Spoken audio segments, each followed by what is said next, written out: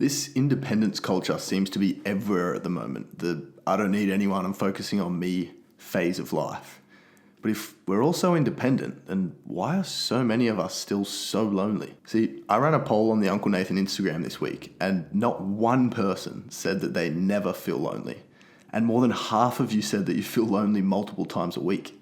That's an alarming rate, especially considering we're living in the most connected period of history. And yet, we've never felt more disconnected. It just doesn't really make sense. So in today's episode of the Post School Podcast, I want to talk about that. Why independence has become this mask for isolation, why dating feels so difficult and challenging, and how to actually reconnect with yourself and with other people. See, social media has turned this idea of independence into an aesthetic, like it's done to many other things. You know, we're made to feel like we're supposed to travel solo, eat dinner alone, light a candle and have a bath on our own every single night.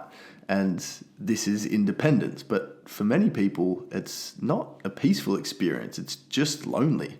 And that can be debilitating and scary. See, I think true independence is powerful, and it's something that we should strive towards. I think the idea of being independent is necessary to live a fulfilling and happy life.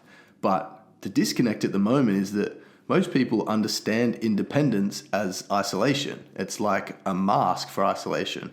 And that's why it's leading us to feel so lonely all the time. And when independence becomes our whole identity, everything we do is fiercely trying to achieve this idea of independence, we actually lose our ability to connect with other people and form meaningful relationships. Because at the end of the day, true connection requires a level of dependence. You need to be able to coexist and accept that you're not going to have 100% control over everything. And look, if you never want to interact with another human again and you want full control over every aspect of your life, you can try and live an independent or isolated life. But I promise you're going to get to a point where you crave connection, because we as humans need connection. We're social creatures.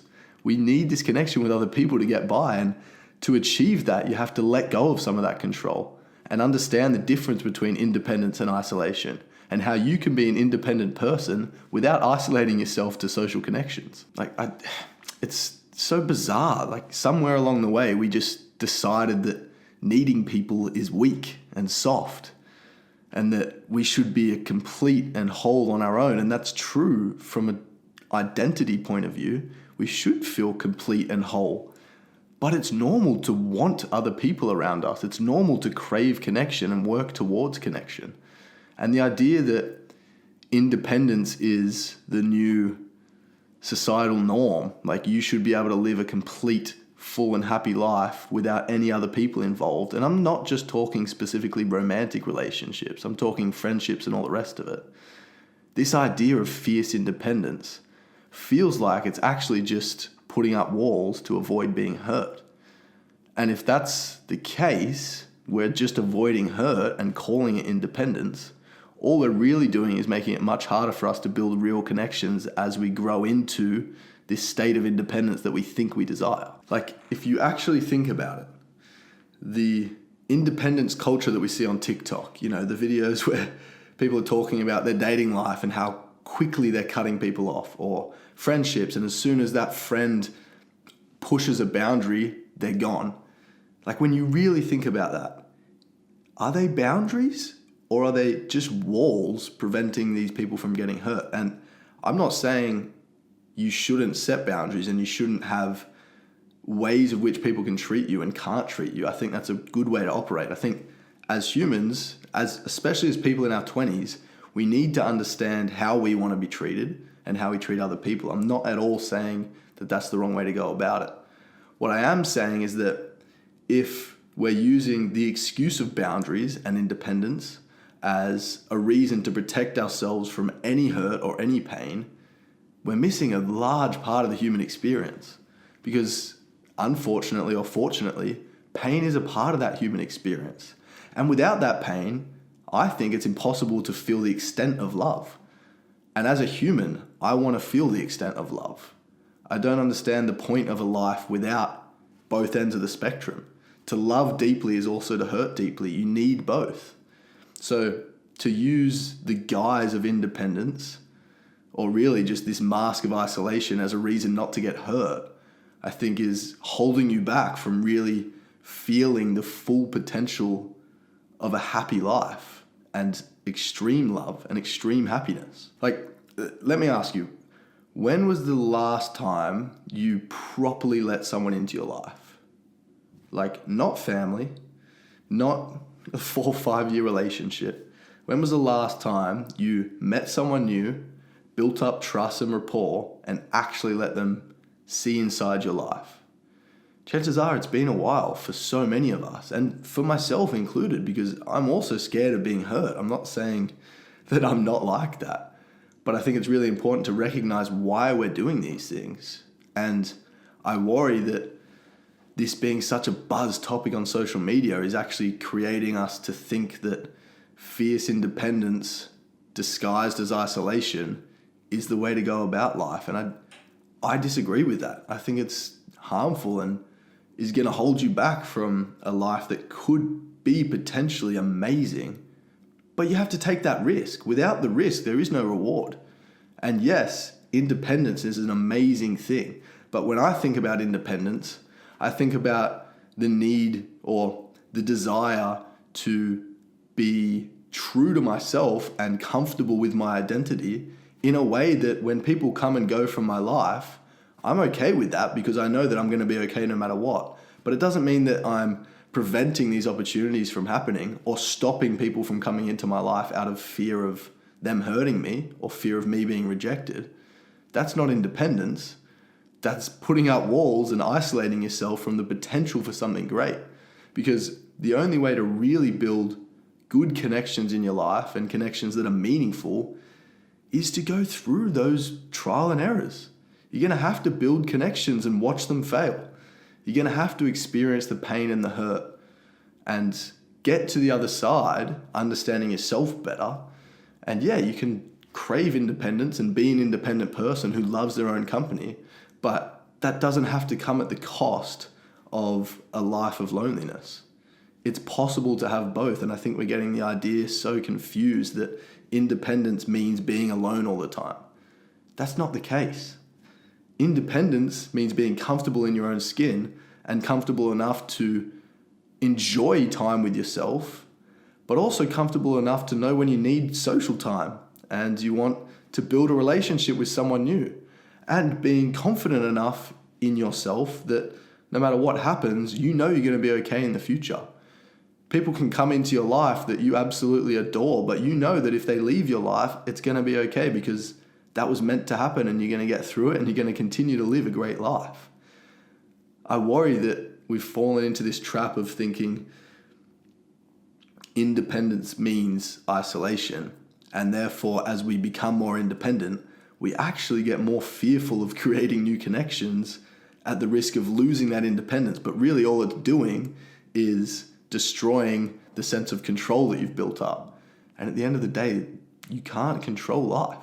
There are certain parts you have control over, and that's great, but some of the uncertainty is necessary and can be so enjoyable. And now I want to use a specific example, and that is the dating culture in Australia right now. It is so confused, like so confused. You know, everyone is shouting out their opinion about masculine and feminine energy, high value this, soft girl that. It's like no one actually knows what they want anymore. And there are so many conflicting opinions on social media, especially TikTok, about dating and the dating apps and all these experiences that I'm seeing. And it's like the expectation versus the reality is completely mismatched. It just doesn't make any sense to me. And this is as someone who has been in relationships for the majority of my adult life and only quite recently got out of a long-term relationship. To see what the dating world is now is terrifying. It is so bizarre and confusing. I don't understand it whatsoever. And I think so much of it stems from what I've been talking about so far on this episode. It's the idea that nobody wants to ruin their independence. But when they actually say that, it's not necessarily about protecting their peace. It's more about protecting their fear because they don't want to be hurt. And I get that. No one wants to be hurt. But going through the pain and this idea of rejection is so necessary to build our resilience as people. And unfortunately, a fact of life is life will always throw shit at you. It's never going to be an easy ride. So the more that you can put yourself in situations where you could potentially be hurt and deal with that with the confidence that you're going to be okay no matter what, that's a really good way of building independence. And I think that starts in your dating life. The longer you stay out of the game and the longer you stay away from it out of fear of rejection or fear of being hurt, the harder it's going to be to actually get back into the game. And the less likely you are to see that person who is right for you. Because you can't see, you're not looking. There's too much crap in the way, scaring you from actually seeing the potential. You know, so many people say they're single by choice. And I think that's true. I'm at a stage in my life right now where I'm trying to stay single by choice. But I think so many stay single, not necessarily by choice, but because it feels safer. They're too afraid to put themselves out there. And I've been guilty of that as well. There's been plenty of times where I opt for the safe option. As soon as I feel like someone is losing interest in me, I'm the first to think, I'm going to cut this off before they can hurt me, because I don't want it to get to that point. And yet, even though I know what I'm doing, I opt for safety because it's easy.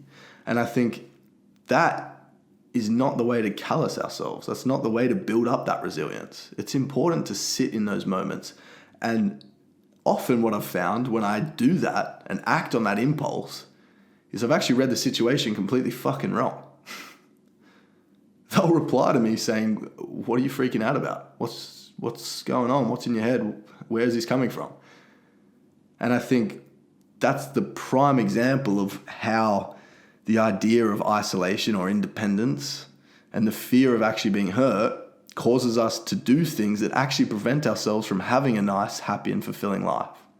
It's actually in the actions that we take that we think are helping protect ourselves that are doing the most damage. It's funny, we talk so much about healing. I see healing everywhere on social media. And to heal, you have to be independent and protect your peace. And there is so much truth to that. But at a certain point, when healing actually becomes hiding, it's not doing you any good. The fact of the matter is, you can't heal what you refuse to face. And by isolating yourself from connection because you're afraid of being hurt, you're never actually going to heal that pain. You're never going to get over that fear. You have to take the leap sometimes and allow yourself to open up and bring those walls down to see what's out there. And yeah, you might get hurt. You probably will a few times. But you need to have the confidence in yourself and the confidence in your ability to be okay no matter what, because you've got the right support around you. You've got good friendships around you. You've got great family around you. And you've got yourself. You've got your independence. I can't stress this enough. This episode is not trying to tell you not to seek your own independence. I think it's so important. All I'm trying to say is don't confuse independence with a fear of being hurt or a mask of isolation. Because when that happens, it's only going to make it harder for you to get out of this space of loneliness. And that, at its core, is what I'm trying to address today. We are lonely because we're afraid of trying not to be lonely. See, the truth is we're craving connection more than ever because we see it everywhere on social media, whether it's real or fake.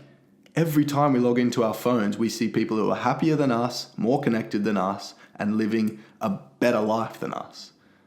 In reality, none of that could be true. The person that you're looking at on social media might be absolutely miserable with no friends, just trying their best to make it look like they're doing okay. But the point is, we, as young people in our 20s, crave connection more now than we ever have. We've just forgotten how to do it. And here's a little reflection point for you as well. Loneliness doesn't always have to look like sadness. Sometimes it could just look like keeping yourself super busy, almost as if you're trying to distract yourself from actually feeling lonely, because that's important too. You should feel alone sometimes, because at the end of the day, you are the only person that you spend 100% of your time with. So it's important to have times alone, but we fall into the trap of making ourselves too busy or settling for a relationship that is safe but not necessarily right, because we don't want to be hurt and we don't want to feel lonely again. But in reality, if you're settling for a 6 out of 10 that feels safe, you're preventing yourself the opportunity to find the 10 out of 10. And the 10 out of 10 is out there. I'm confident in that. I haven't found it yet, but I know I will. See, I know it's scary. It's terrifying to seek something that you can't be 100% sure exists. But the more we avoid intimacy, and I'm not just talking romantic intimacy, I'm talking intimacy with family members, with friends. The more we avoid real connection, the more disconnected we're going to feel and the more lonely we're going to feel because of it. We know deep down that we're not doing what we should be doing to actually go after the life that we want. But it's much easier to distract ourselves or come up with excuses rather than actually listen to that and take action to change it. So before I go and get practical with everyone, I think one of the main topics of this podcast, this episode, is the idea that yes, independence is important, and yes, boundaries keep the wrong people out, but walls keep everyone out. So it's really important to know the difference and understand how that you can differ between a boundary and a wall. Boundaries are crucial to protecting your peace. I'm not saying that's the wrong thing to do, but when we set up walls and never let anyone in out of the fear of being hurt, those aren't boundaries. We're actually just isolating ourselves and preventing real connection from forming. It's so funny. Our society wants the reward of connection without the vulnerability it takes to actually build that connection. It's like we're not willing to take the risk to get to the state that we want to be in, but we expect to get there regardless. And that's why we feel so lonely and confused, because we don't understand why we don't have the connection that we want with these people, despite not actually taking the risk that's required to get there. Anyway, this wouldn't be a very good podcast if I didn't give you guys some practical takeaways. And I say you guys like I'm talking to you, but really I'm just reminding myself of these things so that I can keep doing them, because I fall into the trap as well. And the first practical takeaway is to stop performing. You don't need to look like you have everything together all the time. It's okay to still be figuring it out. And it's okay to show people that you're still figuring it out. Show the cracks. Show the things that are broken and the things you're working on fixing and what you want to become and where you're trying to go. There's this Japanese art called kintsugi, and the concept of it is amazing. It's basically taking broken pottery and fixing the pottery by highlighting the cracks. So they'll typically gold plate the cracks in the pottery, glue it back together. And now it's the same bowl that it used to be, but with gold cracks everywhere. And it's like highlighting the imperfections actually makes it more beautiful. And I think we as a society and us as people in our 20s need to highlight that more. We need to show the world that there is shit that's broken and we're working hard to fix it. And it's okay to have made mistakes and not know what we're doing and not know where we're going. But what's important is our ability to bounce back from the things that hurt us and bring us down and polish them up and use them as fuel for the fire. Show your cracks and show how they make you who you are. And then off the back of that, the other takeaway is let people help you. It doesn't make you weak to ask for help. The whole point of connection is to give and take. And sometimes you're not going to have the capacity to give all the time. It's okay to take sometimes. It's okay to ask for help and get help, with the understanding that when you've got the capacity and the ability to help your friend, you will do the same.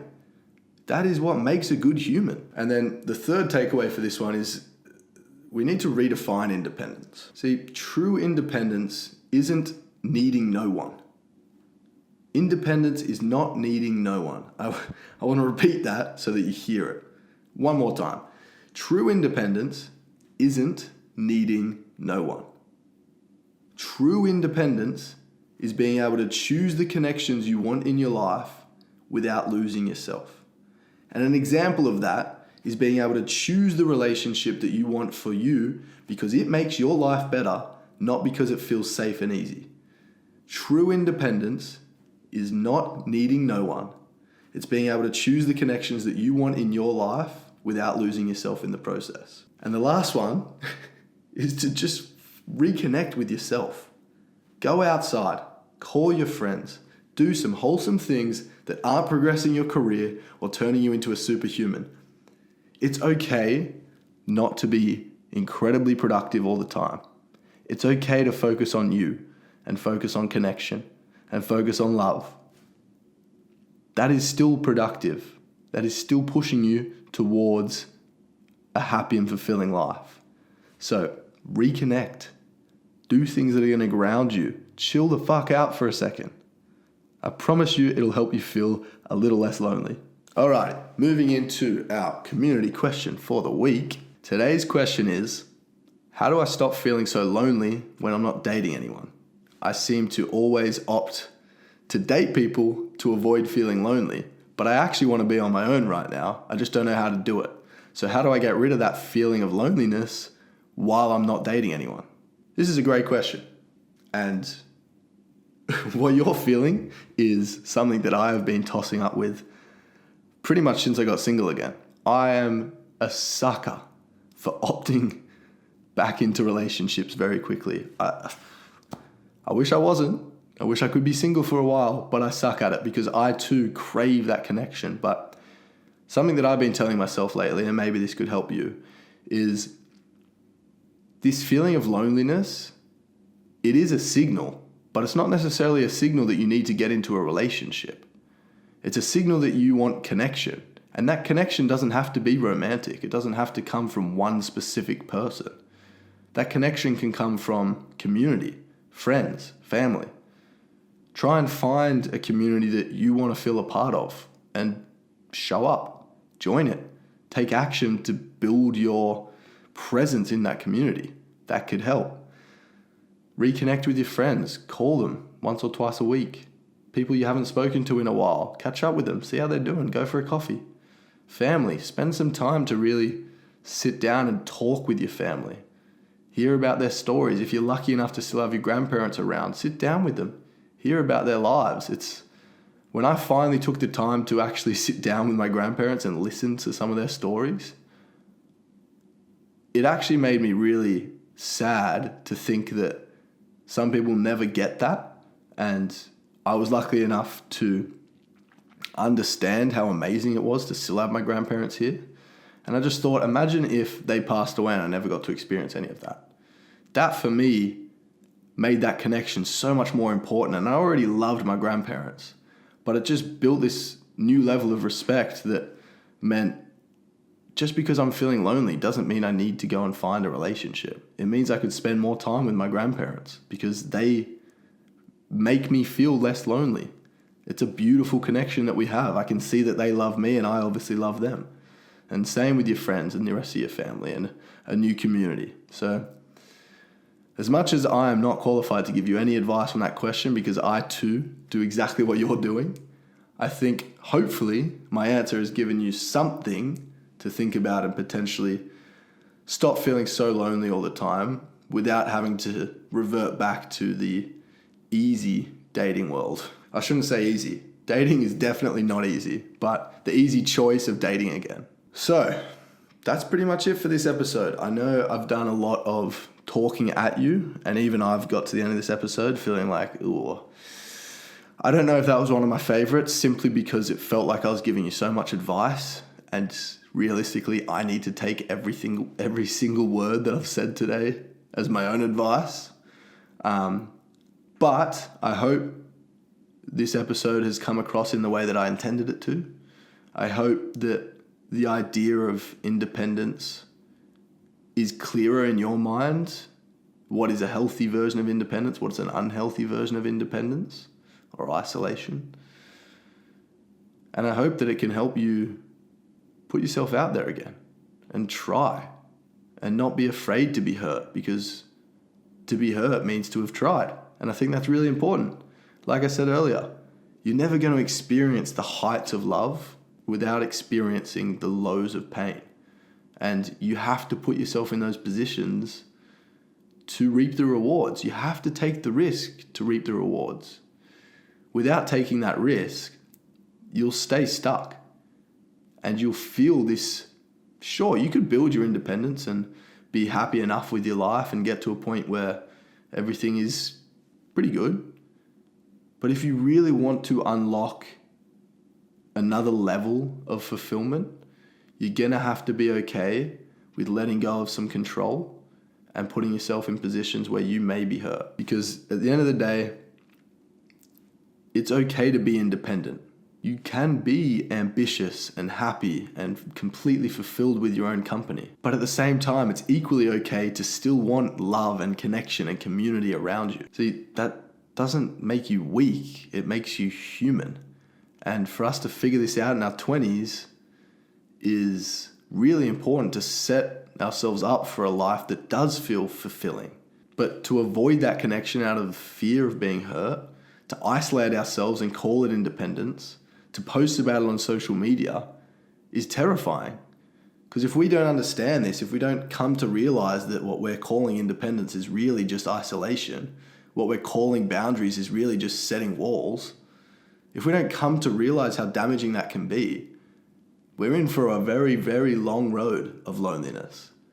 It's not just going to overcome itself. We need to see what's happening and be able to break those walls down and understand the difference in order to really find that happiness and destroy that loneliness and be happy when we are alone. That's the key. It's being happy whether we're alone or with other people. So many people distract themselves by finding other people to surround themselves with all the time because when they are alone, they feel that sense of loneliness. When in reality, independence is being completely happy alone and completely happy around other people. And I'm not saying that you need to be happy all the time. Life can be hard. Life can be really hard sometimes. It's okay to have shitty moments. But at the end of the day, you need to have this innate confidence in yourself and in your future that everything's going to be okay, because it is. You are strong and capable. You're going to be okay. This episode has definitely been more of a rant. I apologize. Next week I'll do something a little bit lighter, but I hope you see the value in cutting through the noise here. I'm trying to speak on something that not many people, especially not many blokes, talk about.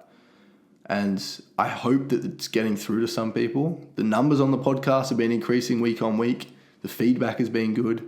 If you are enjoying this, let me know.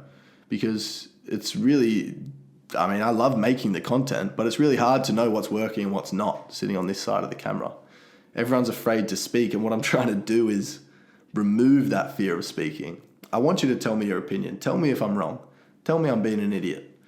It's all good. That's what I want to be challenged. I enjoy this. So, thank you very much for listening. Quick life update. Honestly, there's not a whole lot to update. I've just been working on this every week and working at Hyro, really enjoying that still. That's been really fun with the team. Black Friday coming up, so it's getting busy. Shit's getting real. In the office with Matt and Ben, working off Insightful as well. That's all going well. Loving my Uncle Nate's stuff. The book's going well. I'm going to send one final email this week, and if I don't hear back by next week, I'm going to self-publish it. So it's coming soon, and I can't wait. And yeah, life's good. Been playing golf a lot. Super excited for football season to start up again. Been gymming. All is good. I'm a happy man. See you guys next week. Thanks for tuning in. At Uncle Nathan Co on Instagram if you want to send me a message. Keep your eyes out for our Monday stories, which will have next week's topic and maybe a question box, maybe a poll. Either way, just reply to the story and send me your questions. Love you lots. See you next week.